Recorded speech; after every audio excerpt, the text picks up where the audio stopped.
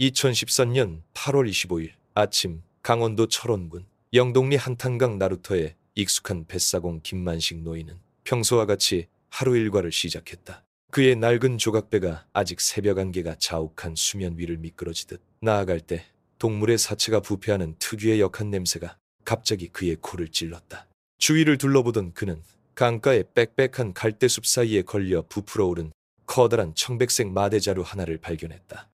또 어떤 몰상식한 집에서 죽은 돼지를 강에 버렸으려니 생각하며 강물을 깨끗하게 하기 위해 건져서 묻어주려는 좋은 의도로 김노인은 동네의 힘 좋은 청년 박철수를 불러 도움을 청했다. 자루는 물을 잔뜩 머금어 묵직했다. 두 사람이 낑낑대며 그것을 오래된 팽나무 아래 잔디밭으로 끌어올렸을 때 그들은 자루 속의 형태가 동물의 모습과는 다른 무언가 매우 기이하다는 것을 깨달았다. 불길한 예감과 호기심이 뒤섞인 채 박철수는 사가서 해진 나일론 끈으로 묶인 자루 입구를 조심스럽게 풀었다. 자루 입구가 살짝 열리는 순간 두 남자는 모두 얼어붙었다.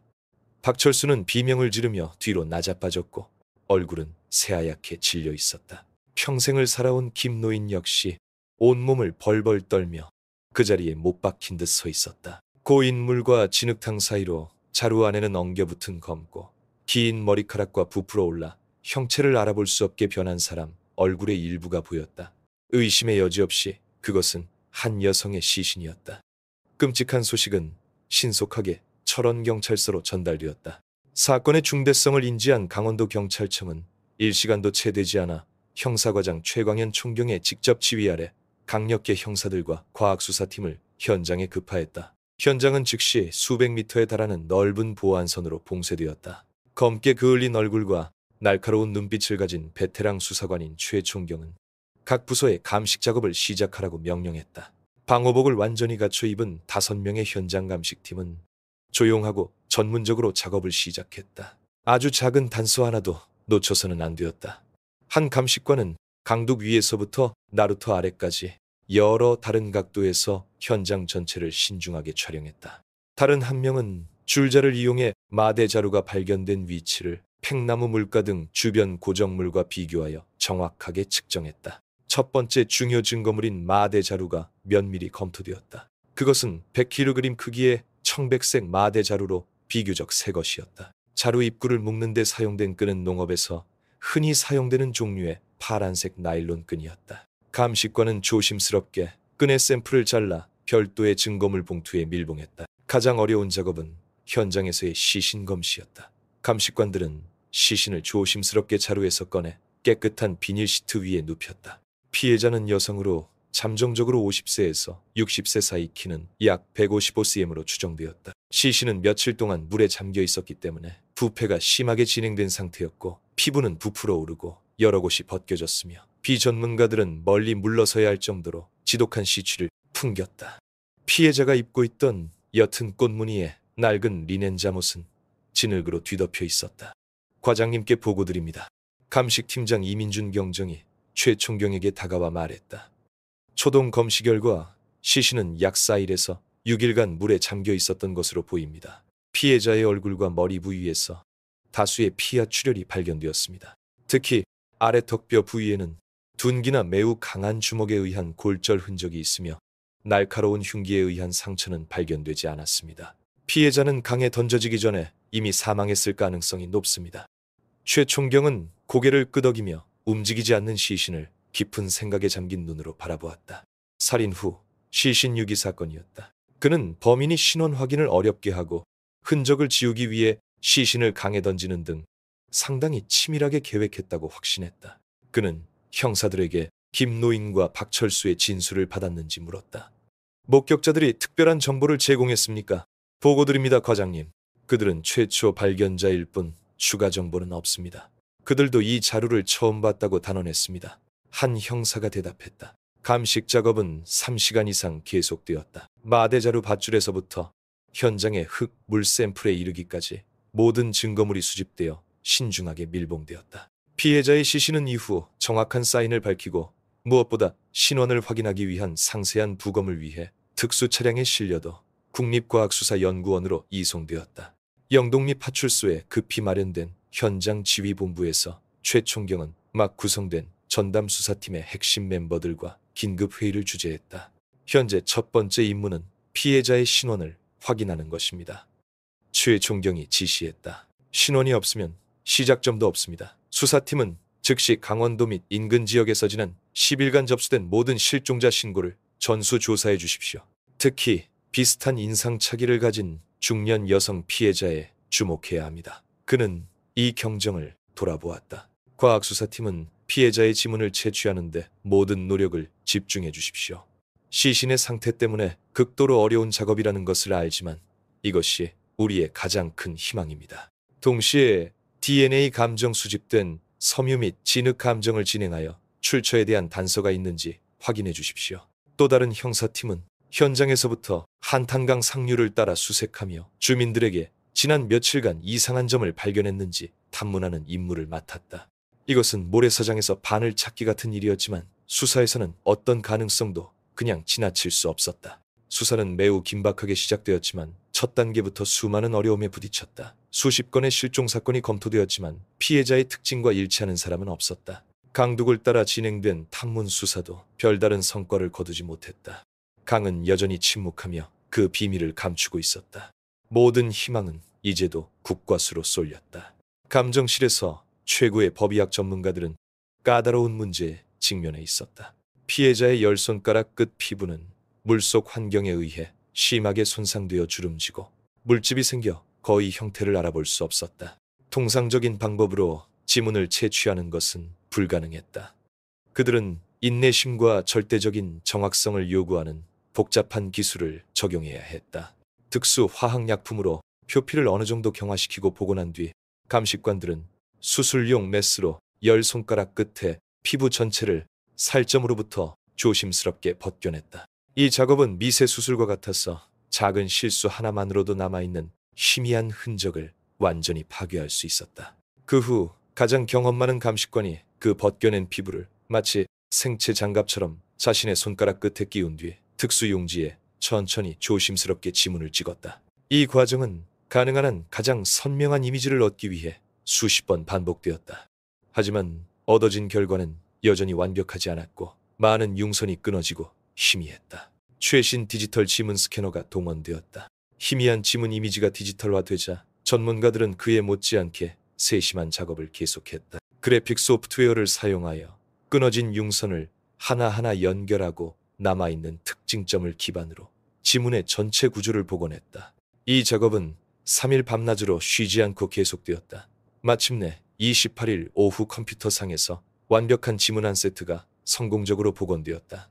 그것은 즉시 국가주민등록 데이터베이스 시스템과 대조하기 위해 경찰청 신원정보관리과로 전송되었다. 전담팀 전체가 숨을 죽이고 기다렸다.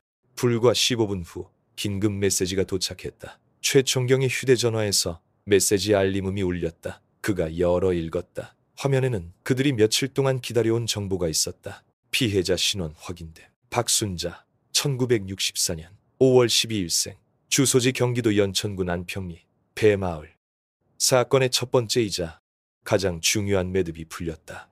피해자는 시신이 발견된 곳의 상류에 위치한 연천군 사람이었다.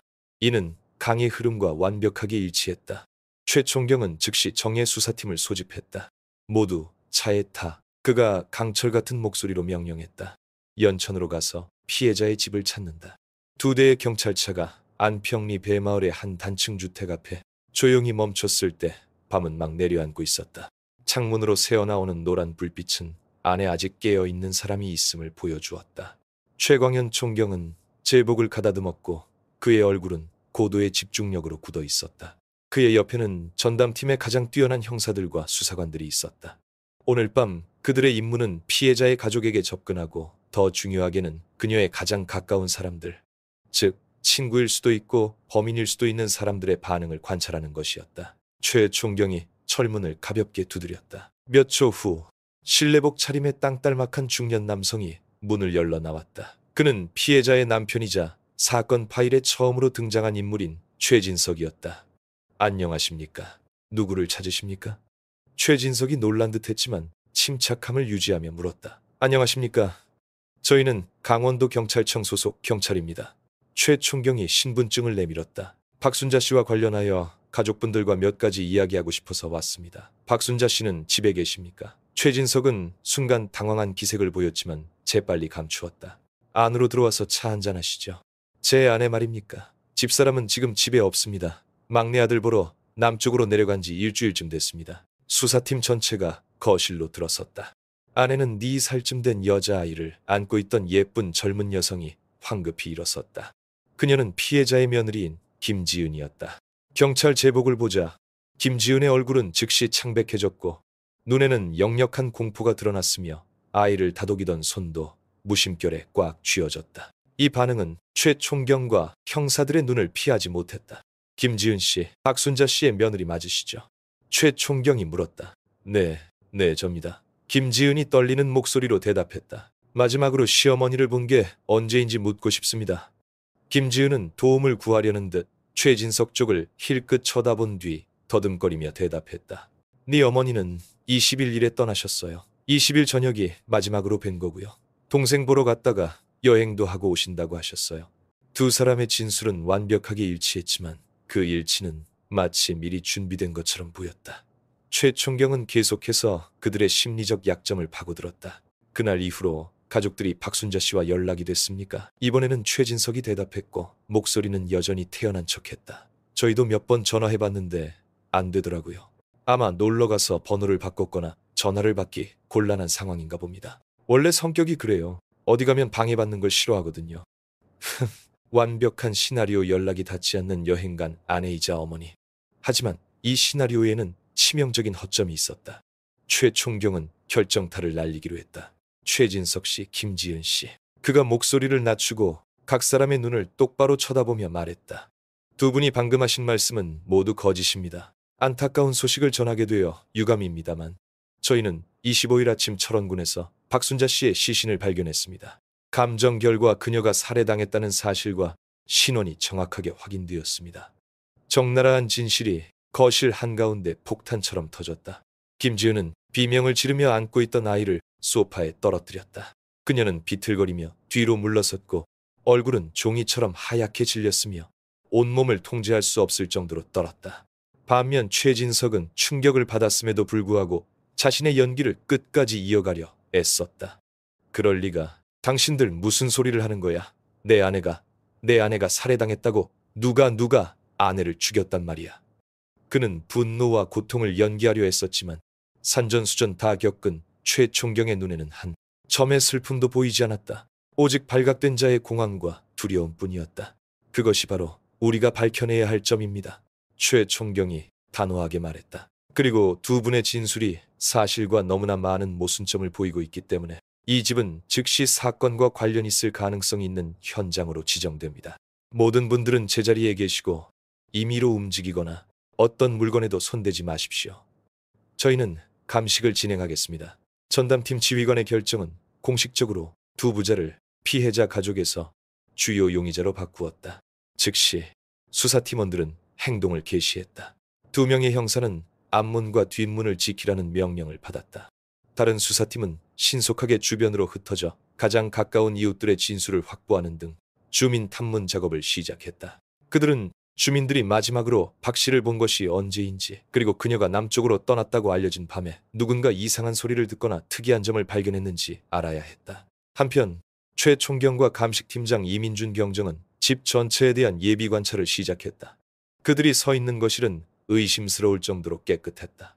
타일 바닥은 먼지 하나 없이 반짝였고 가구는 정성스럽게 닦여 있었다. 그러나 이 경정이 자외선 특수 손전등을 바닥에 비추자 몇몇 구역에서 비정상적인 반사광이 나타나는 것을 발견했다. 강력한 세제로 닦아낸 흔적이었다. 현장이 매우 철저하게 청소된 것 같습니다. 이 경정이 최 총경에게 속삭였다. 최 총경은 고개를 끄덕이며 최진석과 김지은이 앉아있는 곳으로 다가갔다. 두 사람은 모두 고개를 숙인 채 누구도 쳐다보지 못했다. 최근 10일 동안 집안에 큰 수리를 하거나 대청소를 한 적이 있습니까? 아니요. 김지은이 작은 목소리로 대답했다. 그렇다면 왜 바닥에서 이렇게 강한 락스 냄새가 납니까? 예상치 못한 질문에 두 사람은 움찔했다. 최진석이 서둘러 둘러댔다. 그건 우리 애가 장난치다가 잉크병을 엎질러서 며느리가 락스로 닦아서 그렇습니다. 또 다른 어설픈 거짓말이었다. 최 총경은 더 이상 묻지 않았다. 그는 지금 어떤 대답도 무의미하다는 것을 알았다. 진실은 침묵하는 흔적 속에 있을 것이었다. 그는 감식팀에 집 전체를 봉쇄하라고 명령했다. 완벽한 장비를 갖춘 과학수사팀이 내일 아침에 도착하여 가장 포괄적이고 상세한 감식을 진행할 것이었다. 동시에 다른 수사팀들도 첫 번째 정보를 보고하기 시작했다. 한 수사팀은 서울의 한 대학교에 다니는 박 씨의 막내 아들과 연락이 닿았다. 그 청년은 어머니가 살해당했다는 소식에 큰 충격을 받았으며 중요한 사실 하나를 확인해 주었다. 그의 어머니는 그를 방문할 계획이 전혀 없었고 지난 일주일 동안 그 또한 어머니와 전혀 연락이 닿지 않았다는 것이었다. 최진석 부자의 남쪽 여행 거짓말은 완전히 탄로났다. 주민 탐문팀도 주목할 만한 정보를 얻었다. 맞은편 집에 사는 한 이웃은 20일 밤 11시가 넘은 시각에 최 씨 집 쪽에서 매우 큰 비명소리가 들렸고 그 후 무언가 떨어져 깨지는 듯한 큰 소리가 났다고 진술했다. 하지만 곧 모든 것이 조용해져서 그저 평소처럼 부부싸움을 하는 것이라고 생각하고 더 이상 신경 쓰지 않았다고 했다. 비명, 큰 소음, 거짓말, 청소된 현장.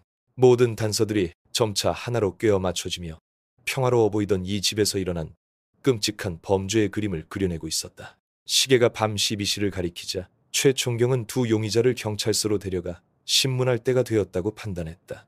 최진석 씨와 김지은 씨는 박순자 씨의 사망과 직접적으로 관련된 많은 의심스러운 정황이 있으므로 도경찰청으로 가서 조사를 받아야 합니다. 그가 선언했다. 김지은은 흐느끼기 시작했다. 최진석은 침착함을 유지하려 애썼지만 그의 두 손은 감출 수 없이 떨리고 있었다. 두 사람은 경찰관들에게 이끌려 차로 호송되었다. 혼란 속에서 막 잠에서 깬 네 살배기 여자아이는 엄마가 낯선 사람들에게 끌려가는 것을 보고 울음을 터뜨렸다. 아이의 울음소리는 시골 마을의 고요한 밤을 갈랐다. 두 용의자를 태운 차가 배마을을 떠날 때 아직 잠들지 않은 많은 주민들이 있었다. 그들은 삼삼오오 모여서서 혼란과 공포 그리고 분노가 가득한 눈으로 경찰차를 바라보았다. 그들은 항상 마을의 모범으로 여겨왔던 가족에게 무슨 일이 일어나고 있는지 이해할 수 없었다. 완벽한 연극의 벨벳 커튼이 내려지고 피와 죄악으로 가득한 무대가 드러났다. 수사는 이제 막 시작되었지만 전담팀에게 범인은 거의 드러난 것이나 다름없었다. 남은 문제는 어떻게 그들이 고개를 숙이고 죄를 인정하게 만드느냐였다. 밤에 강원도경찰청 강력계 사무실은 고요했지만 그 안의 수사기계는 긴박함과 고도의 집중력으로 작동하고 있었다. 최진석과 김지은은 도착하자마자 각각 다른 조사실로 안내되었다. 형사소송 절차는 신속하게 진행되었다. 초기 진술 확보, 신원 확인, 사진 촬영 지문 채취. 부자에게는 각각의 절차가 감옥문에 한 걸음 더 다가가는 것과 같았고 평범한 시민으로서의 자격을 조금씩 박탈당하는 과정이었다. 최진석은 노련하게 초기 절차에는 꽤 협조적인 태도를 보였지만 사건에 대해서는 절대 입을 열지 않았다. 그는 조사실에서 침묵을 지키며 텅 빈 눈으로 하얀 벽을 응시했다. 한편 다른 방에 있던 김지은은 완전히 무너져 내렸다. 그녀는 그저 두려움과 절망에 가득 찬 소리 없는 울음만 터뜨릴 뿐이었다. 최광현 총경은 즉시 신문을 서두르지 않기로 결정했다. 그는 심리적으로 준비된 대상에게 즉각적인 압박은 효과가 없다는 것을 알고 있었다. 대신 그는 기다리기로 했다. 침묵, 고립, 그리고 조사실의 니벽이 주는 압박감이 그들의 정신을 지치고 약하게 만들기를 기다렸다. 그리고 더 중요하게는 쉬지 않고 일하고 있는 수사팀으로부터 가장 확실한 물적 증거를 기다려야 했다. 29일 새벽, 두 용의자가 인생에서 가장 긴 밤을 보내고 있는 동안 과학수사팀은 안평리에 있는 피해자의 집에 도착하여 전면적인 감식을 진행했다. 집은 전날 밤부터 봉쇄되어 모든 것이 그대로 보존되어 있었다. 작업은 주 현장으로 지목된 거실에서 시작되었다. 바닥이 깨끗하게 닦여 있었지만 감식관들은 범죄가 완전히 지워질 수는 없다고 믿었다. 그들은 모든 전등을 끄고 커튼을 완전히 닫아 방을 어둠 속에 잠기게 했다. 그 후 한 감식관이 바닥 표면 전체에 특수한 화학물질인 루미노를 분사하기 시작했다. 그러자 기이한 광경이 나타났다. 화학물질의 작용으로 보이지 않던 혈흔이 어둠 속에서 으스스한 청록색 빛으로 발광하며 드러났다. 거실 한가운데에 커다란 얼룩이 있었고 더 작은 핏자국들이 벽 아래 부분까지 튀어 있었다. 발광하는 혈흔은 잔혹한 타격의 궤적과 박 씨가 쓰러진 위치를 가장 사실적으로 재현해 주었다. 감식관들은 전체 이미지를 신중하게 촬영한 후 DNA 감정을 위해 샘플을 채취했다. 아내가 칼에 손을 베었다는 최진석의 모든 변명은 완전히 기각되었다. 이어서 집 전체가 꼼꼼하게 수색되었다. 제사상 아래에서 발견된 극도로 작은 유리 조각들이 수집되었다. 그것들은 컵의 형태를 복원할 수 있는지 확인하기 위해 증거물 봉투에 담겼다. 최진석 부부의 침실에서는 모든 것이 평범해 보였다. 하지만 창고 구석에 세워져 있던 낡은 리어카를 검사했을 때 감식관들은 중요한 단서들을 발견했다. 육안으로는 리어카가 꽤 깨끗해 보였다. 그러나 특수 조명과 돋보기를 사용하자 그들은 피해자의 시신을 담는 데 사용된 마대 자루와 구조 및 색상이 완벽하게 일치하는 몇 가닥의 청백색 섬유를 찾아냈다. 더욱이 리어카 바닥의 나무 틈새에서는 작게 굳어버린 혈흔이 발견되었다. 이 모든 흔적들은 매우 작았지만 두 용의자를 흉기와 시신 유기 과정에 직접적으로 연결하는 철같은 증거였다. 동시에 경찰청에서는 디지털 데이터 분석팀도 결과를 내놓았다. CCTV에서 추출한 영상은 전문가들의 처리를 거쳐 해상도와 밝기가 향상되었다. 여전히 얼굴을 명확하게 식별할 수는 없었지만 두 대상의 모습은 훨씬 더 뚜렷해졌다. 허리를 굽혀 리어카를 끄는 나이든 남성과 뒤에 앉은 젊은 여성의 체격은 최진석과 김지은과 완전히 일치했다. 특히 전문가들은 리어카에서 중요한 식별 특징 하나를 확인할 수 있었다. 한쪽 바퀴가 약간 휘어져 있었는데 이는 현장에서 압수된 리어카와 완벽하게 일치하는 세부 사항이었다. 그리고 그날 정오 최종적이고 상세한 법의학 감정 결과서가 마침내 최 총경의 손에 전달되었다. 이것이야말로 마지막 조각이자 피의자들의 완고함을 깨트릴 가장 날카로운 무기였다. 7페이지 분량의 결과서에는 피해자 신체의 모든 손상이 상세히 기록되어 있었다. 사인은 두부 외상과 익사로 다시 한번 확인되었다. 하지만 가장 중요한 세부사항은 현미경 검사 부분에 있었다. 감식관들은 피해자의 폐포에서 한탄강의 특징적인 물조류 그리고 미생물을 발견했다. 이것은 끔찍한 사실을 증명하는 반박할 수 없는 과학적 증거였다. 박순자 씨는 물에 던져졌을 때 아직 숨을 쉬고 있었다. 모든 증거가 완벽하게 수집되었다. 최 총경은 두 악마와 직접 대면할 시간이 왔음을 알았다. 그는 완고하고 사건의 주모자인 최진석을 직접 상대하기로 결정했다. 더 약한 고리인 김지은은 여성 범죄자의 심리 수사에 경험이 많고 섬세한 김수진 경정에게 맡겨졌다. 공식적인 신문은 오후 2시에 시작되었다. 1번 조사실에서 최 총경은 최진석과 마주 앉았다. 더 이상 빙빙 돌리는 질문은 없었다. 그는 바로 본론으로 들어갔다. 최진석 씨 하루 동안의 수사 끝에 우리는 당신과 당신의 며느리가 박순자 씨를 살해한 범인이라는 것을 확신할 충분한 증거를 확보했습니다. 관용을 받으려면 순순히 자백하는 것이 좋을 겁니다. 최진석이 억지 미소를 지으며 비웃었다. 무슨 증거가 있다는 겁니까? 협박하지 마쇼. 난 안 했으니 무서울 것도 없어. 좋습니다. 최 총경이 차분한 목소리로 말했다. 그는 선명하게 인쇄된 여러 장의 사진을 책상 위에 펼쳐놓았다. 이것은 당신 집 거실을 화학 처리한 후의 사진입니다. 이 파란색 빗줄기들이 바로 당신 아내의 피입니다. 바닥 곳곳에 그녀의 피가 묻어 있었어. 아직도 손을 베었다고 말하고 싶습니까? 최진석은 사진들을 보며 얼굴색이 변하기 시작했다. 최 총경은 계속해서 다른 밀봉된 봉투를 책상 위에 놓았다. 그 안에는 청백색 섬유 가닥들이 들어있었다. 이것은 당신 창고에 있던 리어카에서 발견된 당신 아내의 시신을 담았던 마대자루의 섬유입니다. 이 우연의 일치에 대해 어떻게 설명하시겠습니까? 퇴역 군인은 숨을 헐떡이기 시작했다. 그리고 이것, 최 총경은 법의학 감정 결과서를 최진석 쪽으로 밀어 마지막 페이지를 펼치고 결론 부분을 손가락으로 가리켰다. 법의학 감정 결과 당신 아내 박순자 씨는 당신과 당신 며느리에 의해 강에 던져졌을 때 아직 살아있었습니다. 당신은 아내를 죽였을 뿐만 아니라 차가운 물 속에서 고통스럽게 죽어가도록 내버려둔 겁니다. 당신 아직 인간이긴 합니까?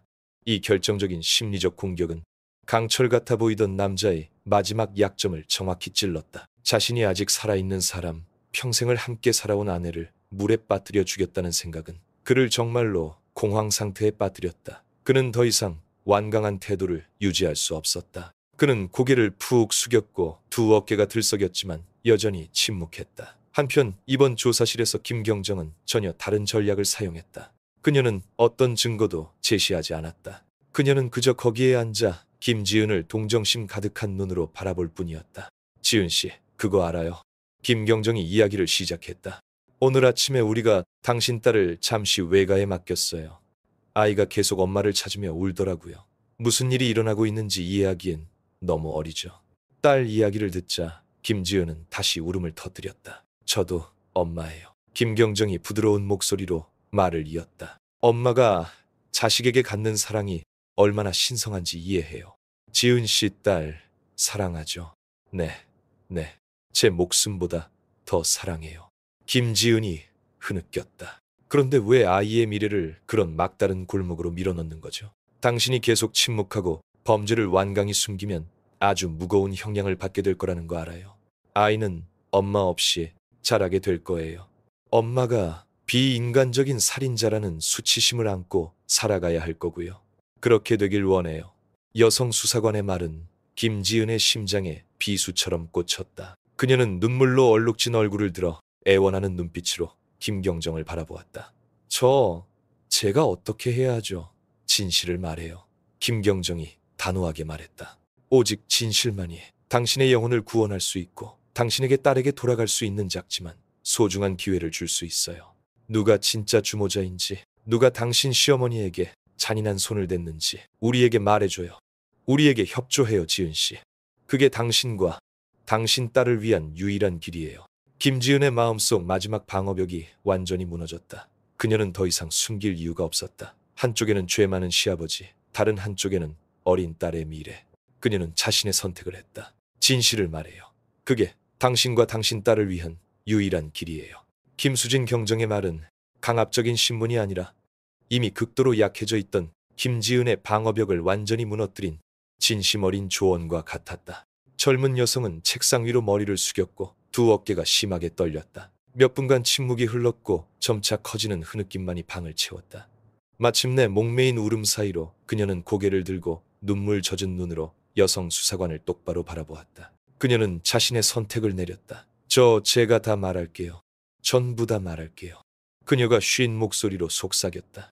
모두 시아버님 때문이고 또 제 탓이에요. 녹음기가 켜졌다. 다른 수사관이 신속하게 조서를 기록하기 위해 수첩을 펼쳤다. 그리고 운명의 그날 밤 8월 20일의 끔찍한 기억의 흐름이 김지은의 후에 어린 눈물을 통해 쏟아져 나오기 시작했다. 그녀의 자백은 구타가 아닌 자신의 집에서 보냈던 외로운 나날들로부터 시작되었다.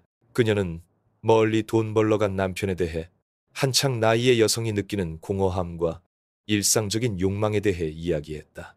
그리고 처음에는 어색했지만 점차 대담해진 시아버지의 관심에 대해 털어놓았다. 처음에는 저도 너무 무서웠어요. 그녀가 흐느꼈다. 계속 피하려고 노력했지만 결국 제 자신을 이기지 못했어요. 남편을 배신했어요. 제가 죄인이에요. 지은의 진술에 따르면 그 근친상간 관계는 6개월 이상 지속되었다. 그들은 시어머니가 집을 비웠을 때나 무더운 여름날 오후에 몰래 관계를 가졌다. 그 죄는 마약과 같아서 두려움과 함께 죄책감 섞인 자극을 주었고 그녀는 그것을 끊어낼 수 없었다. 그리고 그녀는 그 끔찍했던 밤에 대해 이야기했다. 그녀의 진술은 수사팀이 추정한 내용과 대체로 일치했다. 딸을 재운 후 그녀는 부엌을 정리하러 나갔다.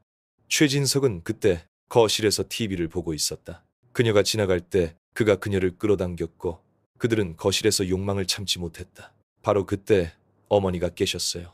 지은이 떨며 회상했다. 물을 마시러 나오셨다가 모든 걸 보셨죠. 손에 들고 있던 컵이 떨어져 산산조각 났어요. 어머니는 아무 말 없이 그냥 저희를 쳐다보고만 계셨어요.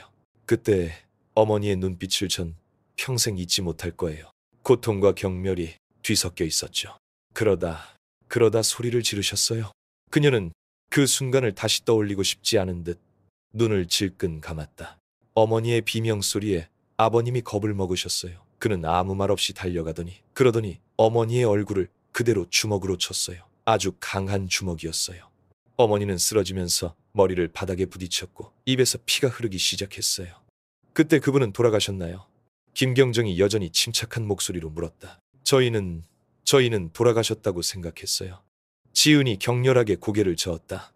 아버님이 숨을 확인하고 심장을 들어보시더니 돌아가셨다고 하셨어요. 전 너무 무서워서 울기만 했어요. 시신을 유기해야 한다고 말한 건 바로 아버님이셨어요.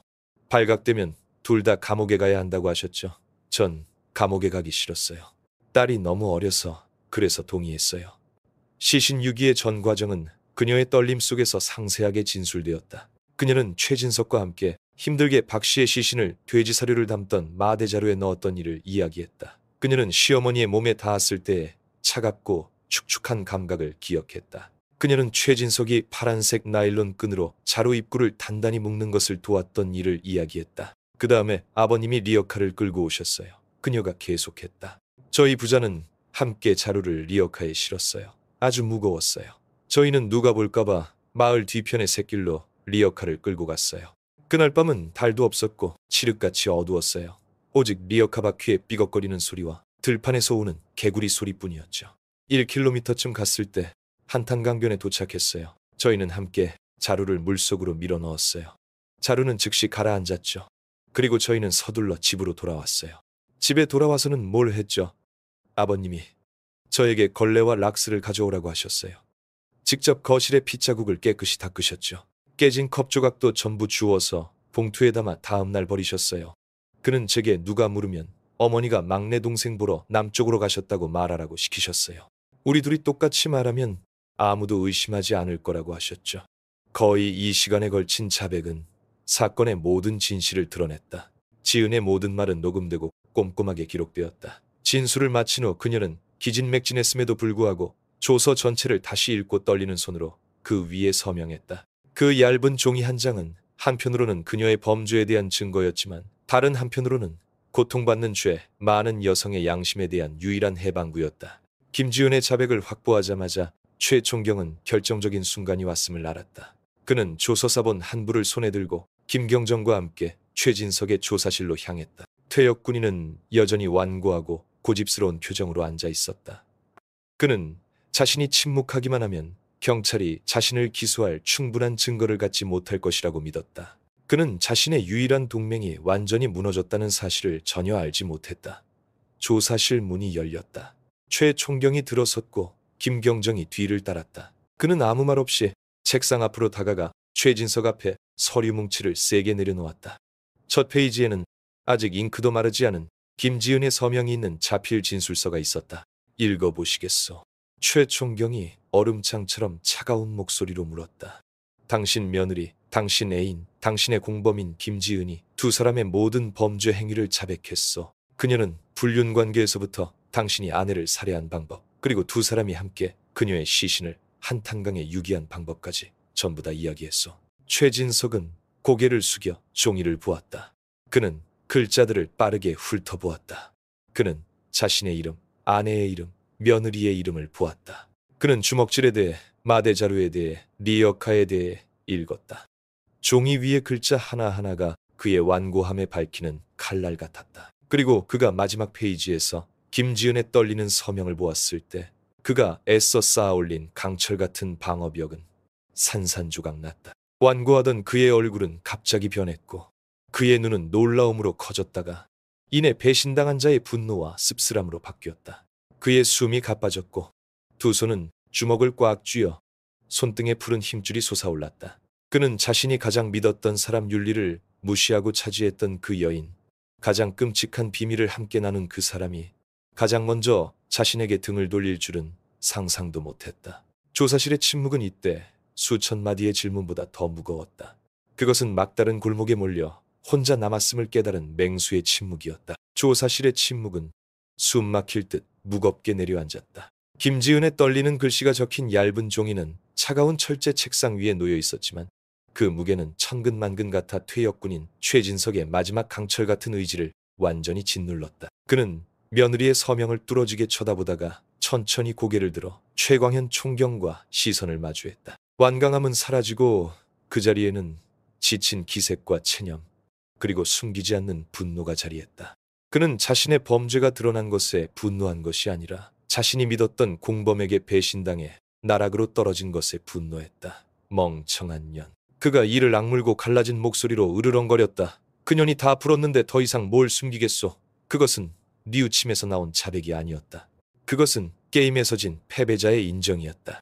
최총경은 마지막 방어벽이 무너졌음을 알았다. 그는 수사관에게 녹음기를 켜고 조서를 준비하라고 신호했다. 법의 관용을 받으려면 순순히 자백하시오. 최총경이 여전히 엄숙한 목소리로 말했다. 8월 20일 밤에 일어난 모든 일을 이야기하시오. 최진석은 한숨을 내쉬고는 이야기를 시작했다. 그의 진술은 김지은의 흐느낌 섞인 끊어지는 진술과는 확연히 달랐다. 냉정하고 계산적이었다. 그는 울지도 두려워하지도 않았다. 그는 마치 자신이 패배한 전투를 보고하듯 자신의 범죄를 이야기했다. 그는 며느리와의 부적절한 관계를 인정했지만 그의 이야기 속에서 그는 주도자가 아니었다. 그는 외로움, 환경, 그리고 젊고 아름다운 며느리의 요염한 유혹 탓으로 돌렸다. 산에 넘치고 미인계에 안 넘어갈 놈이 몇이나 되겠소.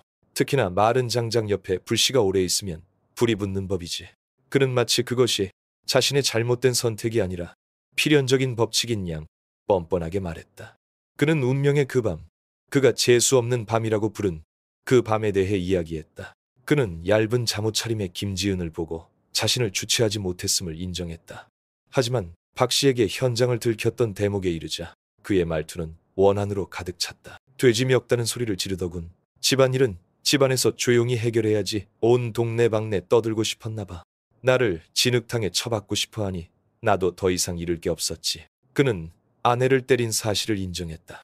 그는 자신의 주먹질을 아무런 거리낌 없이 냉정하게 묘사했다. 하지만 그는 여전히 박 씨를 조용히 시키고 싶었을 뿐 살해할 의도는 전혀 없었다고 주장했다. 그냥 기절시키려고 했을 뿐이요. 그 주먹이 그렇게 셀 줄 누가 알았겠소. 숨을 확인해도 없고 심장도 안 뛰는 걸 보고서야 죽었다는 걸 믿었지. 전부 사고였어. 그는 자신의 범죄를 고의 살인해서 과실치사로 몰아가려는 교활한 계산을 자백하는 순간에도 하고 있었다. 시신 유기 계획에 대해 묻자 그는 자신이 주모자임을 주저없이 인정했다. 지은이 그녀는 그때 무서워서 오줌까지 지렸는데 뭘 계획하고 자시고 할 게 있었겠소. 그가 말했다. 시신을 강에 던지기로 결정한 건 바로 나요. 한탄강은 물살이 세서 며칠이면 어디론가 떠내려갈 테니 누가 찾겠소. 그의 진술은 흔적을 지우는 과정에 대해 소름 끼칠 정도로 상세한 그림을 그려냈다. 그는 박 씨의 시신을 강에 던진 후 부자가 집으로 돌아왔다고 했다. 그가 직접 걸레에 비눗물과 락스를 섞어 거실의 빗자국을 깨끗하게 닦아냈다고 했다. 그는 심지어 유리컵에 깨진 조각 하나하나를 비닐봉지에 담아 다음날 아침 집에서 이꼬이무 떨어진 쓰레기장에 버렸다고 했다.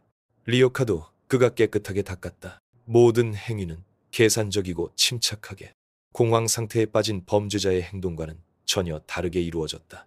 최진석과 김지은의 진술은 어조와 서로에게 책임을 떠넘기는 부분에서 차이가 있었지만 대조해본 결과 시간, 순서, 장소, 주요 행위에 대해서는 완벽하게 일치했다. 그들은 함께 자신들의 범죄에 대한 완벽한 기소장을 만들어낸 것이었다.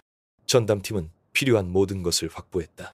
며칠 후 사건 파일과 진술을 충분히 보강한 후 강원도 경찰청은 최진석을 살인 혐의로, 김지은을 살인, 공범 혐의로 구속영장을 신청하고 사건을 검찰에 송치했다. 동시에 진술을 검증하고 사건에서 각자의 역할을 더욱 명확히 하기 위해 현장 검증을 실시하기로 하는 중요한 결정이 내려졌다. 현장 검증은 9월 초, 구체적으로 2014년 9월 4일 아침에 진행되었다. 근친 상간 후 시어머니를 살해하고 시신을 강에 유기한 사건 소식은 연천군 전체에 퍼져 엄청난 충격을 안겼다. 이른 아침부터 안평리와 인근 마을에서 온 수백 명의 호기심 많은 주민들이 최진석의 집으로 가는 길을 가득 메웠다. 경찰은 질서를 유지하기 위해 애를 먹어야 했다. 군중 속의 분위기는 더 이상 단순한 호기심이 아니라 분노와 혐오감이었다. 수근거리는 소리가 끊이지 않았다. 그들은 자신들이 항상 존경해왔던 퇴역군인 최진석이 그런 천인공노할 짓을 저지를 수 있다는 것을 믿지 못했다. 그들은 또한 자신들이 항상 칭찬했던 예쁘고 착한 며느리 김지은이 시아버지와 공모하여 자신의 시어머니를 살해할 수 있었다는 것을 믿지 못했다. 모범적인 가정의 이미지는 완전히 무너지고 추악하고 적나라한 진실만이 남았다. 오전 8시경 2대의 경찰 호송차가 들어왔다. 줄무늬 수의를 입은 최진석과 김지은이 차례로 경찰관들에게 이끌려 차에서 내렸다. 두 사람은 군중의 분노에 찬 시선과 욕설을 피하기 위해 고개를 푹 숙여야 했다. 최진석은 침착함을 유지하려 했었지만 얼굴은 많이 수척해져 있었다. 반면 김지은은 거의 완전히 무너진 상태였다. 그녀는 제대로 걷지 못해 양쪽에서 두 명의 여경이 부축해야 했다. 현장 검증이 시작되었다. 검찰의 엄격한 감독 아래 수사관들은 두 피의자에게 운명의 그 밤에 저지른 모든 범죄 행위를 차례로 재현하도록 요구했다. 박 씨와 비슷한 크기와 무게의 인형이 현장을 재현하는 데 사용되었다. 최진석은 무표정한 얼굴로 자신과 며느리가 정사를 나누다 발각되는 장면을 재현했다. 그는 기계적으로 인형에게 하늘이 무너질 듯한 주먹을 날리는 신용을 했다. 숨을 확인하는 것부터 시신 유기 계획을 논의하는 것까지 모든 행동을 그는 명료하게 재현했다. 김지은의 차례가 되어 최진석과 함께 인형을 마대 자루에 넣으라는 요구를 받자 그녀는 더 이상 견딜 수 없었다. 그녀는 주저앉아 얼굴을 감싸고 흐느꼈고 온몸을 통제할 수 없이 떨었다. 어머니, 죄송해요. 제가 잘못했어요. 그녀가 절망 속에서 울부짖었다. 현장 검증은 그녀의 정신을 안정시키기 위해 몇 분간 중단되어야 했다. 현장 검증의 마지막 부분은 시신을 강으로 옮겨 유기하는 과정을 재현하는 것이었다. 두 부자는 다시 한번 인형이 든 마대 자루를 낡은 리어카에 싣고 익숙한 마을길을 따라 끌고 가야 했다. 그들 뒤에는 수사관들이, 그리고 그 뒤에는 수백 명의 주민들의 시선이 따랐다. 집에서 한탄강변까지의 짧은 길은 이제 치욕의 길이 되었다. 여전히 유유히 흐르는 강가에 서서 두 피의자는 마지막 행위마대 자루를 물속으로 던지는 것을 재현했다. 자루는 가라앉으며 물결을 일으키고는 사라졌다. 끔찍했던 그 밤처럼. 하지만 이번에는 그들의 범죄가 더 이상 어둠 속에 감춰지지 않고 정의의 빛과 여론의 심판 앞에 드러났다. 현장 검증이 끝나면서 피의자들의 진술과 현장 증거 사이의 일치성을 더욱 공고히 하는 중요한 증거들이 추가로 확보되었다. 사건은 거의 완전히 규명되었다. 현장과 리어카의 혈흔이 모두 박 씨의 것임을 확인하는 최종 DNA 감정 결과와 마대 자루에서 나온 섬유가 리어카에서 발견된 섬유와 일치한다는 감정 결론과 함께 수사팀은 반박할 수 없는 증거로 가득 찬 사건 파일을 손에 쥐게 되었다. 모든 서류 증거물 그리고 수사 결과 보고서는 강원도경찰청 강력계에서 마무리되었다. 며칠 후 경찰은 최진석과 김지은을 야만적이고 비열한 행위라는 가중처벌 요건이 적용된 살인죄로 기소해달라는 의견과 함께 사건 서류 전체를 관할 검찰청으로 공식 송치했다. 법의 수레바퀴는 움직이기 시작했고 평화로운 시골 마을 전체를 뒤흔든 범죄에 대한 합당한 판결을 내릴 준비를 하고 있었다. 현장 검증이 끝나고 3개월 후인 2014년 12월 18일 음울한 겨울 아침 춘천지방법원에서 피고인 최진석과 김지은에 대한 1심 재판이 열렸다. 근친상간 살인 후 시신 유기 사건은 지난 몇 달간 여론을 떠들썩하게 했다. 따라서 재판은 수십 개의 언론사와 수많은 시민들의 특별한 관심을 끌었다. 이른 아침부터 법원 앞은 사람들로 가득 찼다. 그들은 호기심 때문만이 아니라 사회의 모든 도덕적 기반을 짓밟은 범죄에 대한 정의의 심판을 직접 목격하기 위해 왔다. 법정 안은 침묵과 긴장감으로 가득했다. 하얀 형광등 불빛 아래 모든 것이 차갑게 보였다. 벽에 엄숙하게 걸린 국장부터 짙은 갈색의 나무 의자까지 피해자 가족석에는 두 명의 젊은 남성이 앉아 있었다. 그들의 얼굴에는 말로 표현할 수 없는 고통이 새겨져 있었다. 그들은 장남 최민준과 그의 막내 동생이었다. 최민준은 비보를 접하자마자 해외에서 급히 귀국해야 했다. 한순간에 그는 모든 것을 잃었다. 고생만 하신 어머니는 잔인하게 살해당했다. 그가 항상 존경했던 아버지는 범인이었다. 그리고 그가 극진히 사랑했던 아내는 공범이자 바로 자기 아버지의 애인이었다. 이 고통과 치욕은 너무나 커서 건강하고 강인했던 남자를 10년은 늙어 보이게 만들었다. 8시 30분경 두 피고인이 법정으로 호송되었다. 몇 달간의 구금 생활로 최진석은 많이 야위고 초췌해 보였지만 그의 눈에는 여전히 완고함과 무심함이 남아있었다. 그는 법정을 한 바퀴 둘러보았고 시선은 두 아들에게 잠시 머물렀다가 황급히 다른 곳으로 향했다. 반대로 김지은은 영혼 없는 그림자 같았다. 예뻤던 얼굴은 이제 창백하고 수척했으며 잠 못 이룬 긴 밤들로 눈은 붓고 깊게 패어 있었다. 그녀는 감히 고개를 들지 못했고 누구도 쳐다보지 못했다. 특히 아래쪽 좌석에 앉아있는 남편을. 최민준의 시선 하나하나가 그녀의 죄 많은 심장에 수천 개의 칼날처럼 밝혔다. 재판이 시작되었다. 사건을 재판에 회부하는 결정을 낭독한 후 검사가 일어서서 공소장을 읽기 시작했다. 그의 단조롭고 단호한 목소리는 두 피고인의 범죄 과정을 모두 재현했다. 죄악으로 가득 찬 근친상간 관계에서부터 야만적인 살인과 시신 유기 행위까지 세부사항 하나하나 행위 하나하나가 명확하고 적나라하게 묘사되자 법정 전체는 숨막히는 침묵에 잠겼다. 아래쪽에 앉은 많은 사람들은 한숨과 분노에 찬 속삭임을 참지 못했다. 피고인 신문이 바로 이어졌다. 피고인석에 선 최진석은 재판부의 질문에 꽤 명료하게 대답했다. 그는 공소장의 행위들을 인정했지만 여전히 자신의 죄를 변명하려 애썼다. 그는 박 씨를 때린 행위가 단지 심하게 흥분해서 자신을 통제하지 못해서였고 시신 유기는 공황 상태에서 저지른 것이라고 주장했다. 그는 계속해서 환경, 술, 그리고 며느리의 유혹 탓으로 돌렸다. 마치 자신이 운명의 희생양인 것처럼. 그의 회피하는 태도와 조금도 뉘우치지 않는 모습은 방청객, 특히 박 씨의 친척들을 극도로 분노하게 했다. 김지은의 차례가 되자 분위기는 완전히 바뀌었다. 그녀는 그저 피고인석을 꽉 붙잡고 서서 눈물을 글썽일 뿐이었다. 재판장의 각 질문에 대해 그녀는 한참이 지나서야 목매인 소리로 대답할 수 있었다. 그녀는 죄를 부인하지도 변명하지도 않았다. 그녀는 남편 있는 여자로서의 품위를 지키지 못한 것부터 시아버지의 범죄 행위를 감히 말리지 못한 것까지 자신의 모든 잘못을 순순히 인정했다. 피고인은 죄가 있습니다. 그녀가 갈라진 목소리로 말했다. 어머니께 죄송하고 남편에게 죄송하고 제 딸에게 죄송합니다. 저는 죽어 마땅합니다.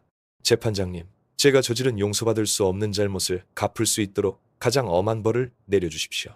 재판에서 가장 감동적이고 고통스러운 순간은 피해자의 법적 대리인 자격으로 최민준이 발언하도록 요청받았을 때였다. 그는 일어서서 침착함을 유지하려 애썼지만 목소리는 감정에 겨워 떨렸다. 그는 재판부를 보지 않고 피고인석에 서 있는 두 사람을 똑바로 쳐다보았다. 한 사람은 아버지, 한 사람은 아내였다. 아버지 지은아, 그가 목매인 목소리로 시작했다. 지난 1년 넘게 저는 타지에서 힘들게 일하며 가족과 다시 만날 날만을 손꼽아 기다렸습니다. 제가 돌아오면 더 좋은 집을 마련하고 어머니는 더 이상 고생하지 않으시고 아내는 더 풍족한 삶을 살게 될 거라고 생각했습니다. 하지만 제가 돌아온 날이 이런 날이 될 줄은 상상도 못했습니다. 어머니는 이제 안 계시고 제 집은 산산조각 났습니다. 그리고 이 모든 일을 저지른 사람들이 바로 제가 가장 사랑하고 믿었던 사람들이라니요. 그는 아버지의 눈을 똑바로 쳐다보았다. 아버지, 왜 그러셨어요? 어머니는 평생을 아버지와 함께 사셨고 이 가족을 위해 모든 것을 희생하셨어요. 어떻게 어머니에게 그렇게 잔인한 짓을 하실 수 있었어요? 단 한순간의 저급한 욕망 때문에 아버지는 모든 것을 스스로 파괴하셨어요. 그리고 그는 아내에게로 돌아섰다. 그리고 지은아, 내가 뭘 잘못했니? 내가 멀리 일하러 간 것도 너와 우리 딸에게 더 나은 삶을 주기 위해서였어. 어떻게 나를 그렇게 배신할 수 있었니? 어떻게 어머니가 맞아 죽는 것을 보고도 한마디 말리지 않고 범죄를 은폐하는 데까지 도울 수 있었니? 법정 전체가 침묵에 잠겼고 오직 김지연의 소리 없는 흐느낌과 최민준의 고통스러운 목소리만이 남았다. 우리 가족은 이제 더 이상 없구나. 우리 딸은 나중에 커서 할아버지가 할머니를 죽이고 엄마는 감옥에 갔다는 사실을 알게 되면 어떻게 살아가야 할까? 당신들은 제 어머니를 죽였을 뿐만 아니라 무고한 아이의 미래까지 죽인 겁니다. 여기까지 말하고 최민준은 더 이상 참지 못했다. 그는 주저앉았고 남자의 눈물이 쏟아졌다. 그의 말은 법정에 있는 모든 사람의 양심에 수천 개의 바늘처럼 밝혔다. 변론이 끝난 후 재판부는 평의에 들어갔다. 기다리는 시간은 매우 무거운 분위기 속에서 길게 이어졌다. 마침내 재판장이 돌아와 판결을 읽기 시작했다. 단호한 목소리로 재판장은 피고인들의 행위가 한 사람의 생명을 앗아갔을 뿐만 아니라 가족과 사회의 가장 기본적인 도덕적 가치와 기반을 짓밟은 특히 중대한 범죄라고 판시했다. 시아버지와 며느리 사이의 근친상간 관계는 용납될 수 없다. 야만적인 방법으로 살해하고 시신을 유기한 행위는 피고인들의 짐승 같은 본성과 인간성 상실을 보여준다. 이 범죄는 다른 사람들에게 경종을 울리고 법의 존엄성을 지키기 위해 가장 엄격한 판결로 처벌해야 한다고 했다. 각 피고인의 역할, 범죄의 성격 및 정도를 분석한 후 재판부는 최종 판결을 내렸다. 판결을 선고합니다. 피고인 최진석은 살인 행위를 직접 실행한 주모자로서 흉포하고 인간성을 완전히 상실하여 교화 및 개선의 가능성이 없다고 판단된다. 이에 피고인에게 살인죄로 법정 최고형인 사형을 선고한다. 사형이라는 단어를 듣자 최진석은 얼어붙었고 다리가 풀려 주저앉았다. 그의 얼굴에서 완고함은 마침내 사라지고 죽음과 마주한 극도의 공황과 두려움이 그 자리를 대신했다. 재판장은 계속해서 판결을 읽었다. 피고인 김지은은 공범으로서 범행을 말리지 않고 범죄 은폐를 도왔다. 그러나 피고인이 순순히 자백하고 깊이 뉘우치며 수사기관에 협조한 점을 참작하여 피고인에게 살인죄로 무기징역을 선고한다. 김지은은 바닥에 주저앉아 소리 없이 울었다. 그녀의 인생은 이제부터 감옥의 차가운 돌벽 뒤에 묻히게 될 것이었다. 판결은 피해자 가족의 흐느낌과 방청객들의 동의 속에서 선고되었다. 정의는 마침내 실현되었다. 사건은 종결되었지만 그것이 남긴 고통과 비극은 영원히 남을 것이다. 폐마을에 번듯했던 집은 이제 문이 굳게 닫힌 채 황량하고 으스스하게 변했다. 최민주는 재판 후 어린 딸을 외가에 맡기고 다시 타향살이를 계속해야 했다. 하지만 이번에는 너무나 고통스러운 현실로부터 도망치기 위해서였다. 한탄 강변의 사건은 이곳 사람들에게 오래도록 회자될 것이다.